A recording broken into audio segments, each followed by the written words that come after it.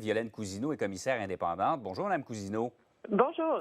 On dit qu'on veut éviter le problème ou combattre la pénurie de main-d'œuvre. Comment vous trouvez ça, cet argument-là?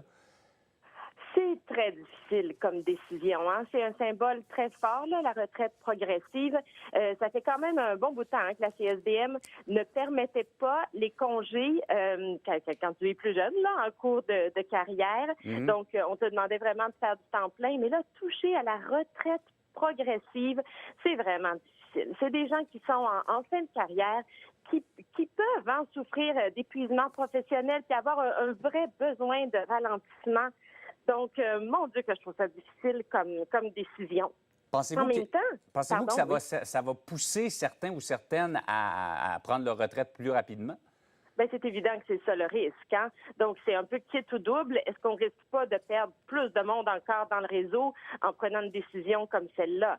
En même temps, je vous dirais que ça nous montre qu'on est vraiment en train de toucher le fond du baril. Ça n'a pas de sens d'en être rendu à prendre des décisions comme celle-là. Il y a un manque criant de personnel dans le réseau. On apprenait hier au Conseil des commissaires que la CSDM, ça va faire du recrutement en France. Hein. On est vraiment, comme d'autres commissions scolaires, elles ne sont pas la seule. Ouais, oui, on est vraiment en opération séduction auprès des gens à l'international parce que le bassin n'est plus suffisant actuellement au Québec. Il n'y a pas assez de diplômés qui sortent de nos écoles. Et on n'a pas une assez bonne capacité de rétention non plus. On le sait qu'on perd encore un quart des enseignants en début de carrière. Puis, donc, il va falloir rendre les conditions plus, disons, plus enviables pour attirer des gens dans la profession. Sans ça, il y a des gens qui vont changer de carrière carrément. Exactement. Puis je vous dirais que j'ai trouvé ça difficile dernièrement. On a vu des commissions scolaires annoncer, elles aussi, qu'elles mettaient fin à la possibilité de prendre d'avoir des semaines de 4 jours. Puis on a entendu le ministre de l'Éducation les sermonner, leur taper sur les doigts en disant mais vous pouvez pas faire ça, faut s'occuper du monde.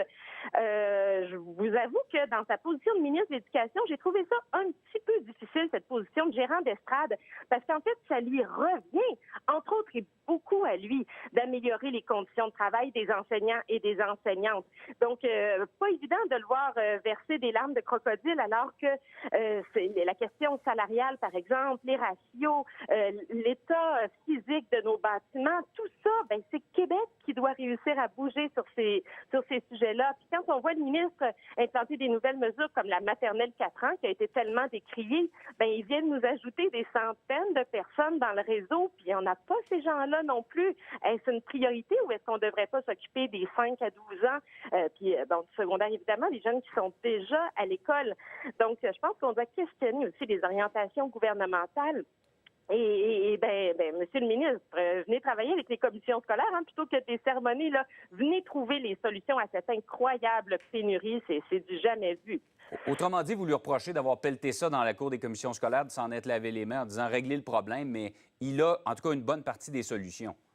Exactement. La balle est aussi dans son camp. Et en fait, très bientôt, hein, il a annoncé l'abolition des commissions scolaires. Donc, ce sera moins facile pour lui de pelleter le problème de cette façon-là dans la cour des commissions scolaires. Il faudra qu'il prenne aussi ses responsabilités. Actuellement, le ministre n'allège pas la tâche des enseignants, des enseignantes. Il poursuit, par exemple, l'œuvre de son prédécesseur qui a ajouter une surtâche aux enseignants, aux enseignantes en disant, en plus de tout ce que vous faites, vous allez aussi enseigner des cours d'éducation à la sexualité. On a ajouté du temps de surveillance, de récréation. On n'est pas en train de chercher des moyens d'alléger la tâche. On l'alourdit encore.